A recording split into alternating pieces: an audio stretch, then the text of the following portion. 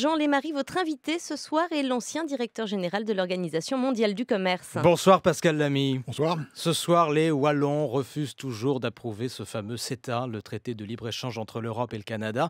Les négociations continuent entre Belges. Est-ce que ce traité est mort, Pascal Lamy? Je ne crois pas. Je n'en suis pas sûr, mais je ne crois pas. Ce que j'observe ressemble plus à un spasme qu'à une agonie. Pourquoi? Au fond, parce que cet accord avec le Canada est un bon accord, notamment si on le compare avec la première version qui avait été négociée entre la commission Barroso et le gouvernement de M. Harper, le gouvernement conservateur de M. Harper.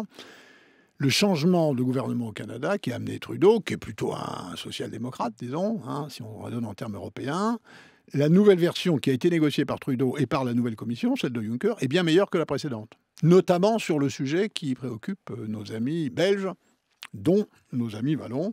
On va en parler dans un instant, on va parler du fond, c'est essentiel, mais sur la manière dont les choses peuvent se passer, parce que vous avez une longue habitude de ce genre de négociations. Qu'est-ce qu'il faut faire là, à votre avis? Est-ce qu'il faut poursuivre les négociations? Je rappelle qu'une signature était prévue demain à Bruxelles avec le Premier ministre canadien Justin Trudeau. Bien sûr qu'il faut poursuivre les négociations. Si les Belges ont un problème, il faut aider les Belges à régler leurs problèmes. Et reprogrammer un sommet. Le cas échéant, la Terre ne va pas arrêter de tourner si on reporte une signature de ce type d'un petit peu de temps. Bon.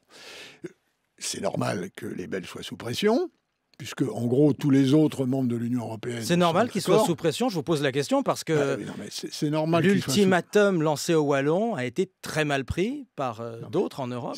C'est normal qu'ils soient sous pression, dans la mesure où ils sont le seul des 28 membres actuels de l'Union à avoir ce problème. Donc c'est normal que les 27 autres leur disent « écoutez, réfléchissez avant de mettre le bazar ». Bon. Mais en même temps, dès lors, et on y reviendra peut-être, qu'il s'agit de quelque chose qui est à l'unanimité, et c'est là qu'est le lézard. Le lézard, il est dans l'unanimité des accords de ce type au niveau européen. La Constitution européenne, les traités européens prévoient que c'est fait à la majorité. Si on avait appliqué les règles normales des institutions et des traités européennes, les Belges n'auraient pas été d'accord, mais d'autres auraient été d'accord et la décision aurait été prise. C'est pas bien de consulter les citoyens ou leurs représentants, Pascal Lamy? C'est très très bien de consulter les citoyens ou leurs représentants, mais il y a une institution européenne qui est spécialisée dans cette fonction qui s'appelle le Parlement européen, mon cher ami. Et on ne peut pas faire comme si, et j'ai entendu un ministre français, qui est un ami par ailleurs, crier au déni de démocratie si les parlements nationaux ne se présentent pas. L'Europe est un système semi-fédéral. Quand on donne des compétences au niveau de l'Union européenne, il y a un Parlement qui est spécialisé dans les affaires européennes, qui est démocratiquement élu par tous les Européens et qui s'appelle le Parlement européen et qui a compétence sur l'exercice législatif européen, dont la ratification des traités de commerce. Mais quand un traité comme celui-là et d'autres, parce qu'on pourrait parler aussi du traité avec les États-Unis, pose autant de questions, sème autant de troubles, est-ce que c'est pas utile, nécessaire de consulter aussi les parlements nationaux? Mais qu'on les consulte, je n'ai pas de problème à ce qu'on les consulte. La question, là, c'est pas qu'on les consulte, c'est qu'on a besoin de l'unanimité, donc de 28 ratifications, en plus de celles du Parlement européen et du Conseil des ministres de l'Union européenne, plus, en l'occurrence, 4 ou 5 parlements belges. Non, franchement, c'est le bazar. On ne peut pas gérer une Union européenne dans ces conditions. Quand on transfère des compétences au niveau de l'Union, il y a un système démocratique, et je le sais, j'ai été, quand j'étais petit, directeur adjoint du cabinet du Premier ministre en France, et après, j'ai été chef de cabinet de Delors à Bruxelles. Je vous garantis, c'était dans les années 80, passer de Paris à Bruxelles, c'était passer du noir démocratique à la toute transparence démocratique. Les institutions européennes sont d'une transparence, d'une redevabilité démocratique. Vous avez conscience qu'une partie de nos auditeurs va bondir ce soir en vous écoutant, Pascal Lamy. Dire Europe égale transparence, on ne vous croira pas. Mais écoutez, la preuve c'est qu'on élit des députés européens et que ce sont les députés européens qui décident à la majorité. Le Parlement, c'est la démocratie. Je reviens, Pascal Lamy, au fond de cet accord, avec une question qui se pose d'ailleurs aussi pour le traité avec les États-Unis, c'est la question de ce qui se passe en cas de désaccord entre une entreprise, une multinationale et un État.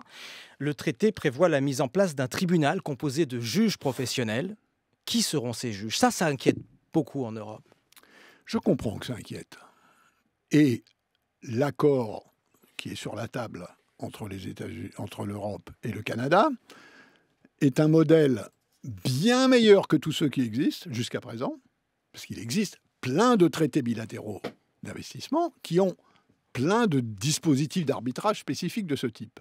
Bon, celui-là est bien meilleur parce qu'il traite au fond très bien une question importante qui est de savoir si ces tribunaux spécialisés exercent des pressions sur les États qui les empêchent d'utiliser correctement leur pouvoir réglementaire. Bon, donc, c'est une bonne question. Je trouve que le texte du traité CETA répond correctement aux préoccupations de ceux qui soulèvent cette question, à juste titre. Mais il faut revenir à la question de base.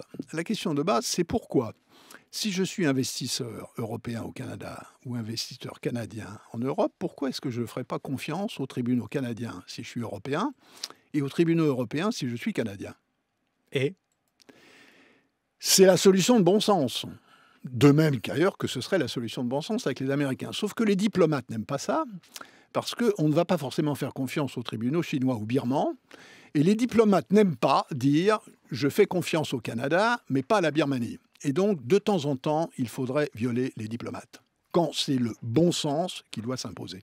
Pascal Lamy, on pourrait parler très longuement de ce qui se passe là sur la mondialisation, sur le libre-échange. Encore une fois, vous avez dirigé l'OMC, vous avez été commissaire européen, vous le sentez, il y a une défiance de plus en plus grande de citoyens face à la mondialisation qui est perçue comme négative, comme destructrice. Est-ce qu'il n'est pas temps de changer de méthode? Ce que vous dites est vrai dans une partie minoritaire des opinions en Europe. Sûr que c'est minoritaire? Absolument, sauf peut-être en France, qui a toujours été un cas un peu particulier, et aux États-Unis, on le voit bien avec M. Trump. Bon. Qu'il y ait des raisons à ceci, je le crois, une partie de la classe moyenne s'en sort moins bien dans, disons, l'arbitrage entre les gagnants et les perdants que la globalisation implique. Les gagnants gagnent plus qu'avant, les perdants perdent plus qu'avant. C'est une affaire de systèmes sociaux, c'est une affaire de qualité des systèmes sociaux, c'est pas une affaire de politique commerciale. La preuve, c'est que dans l'Europe du Nord, on a des bons systèmes sociaux et tout le monde est en faveur de l'ouverture des échanges. Pascal Lamy, l'ancien directeur général de l'OMC, invité de l'Interview Écho, merci à vous.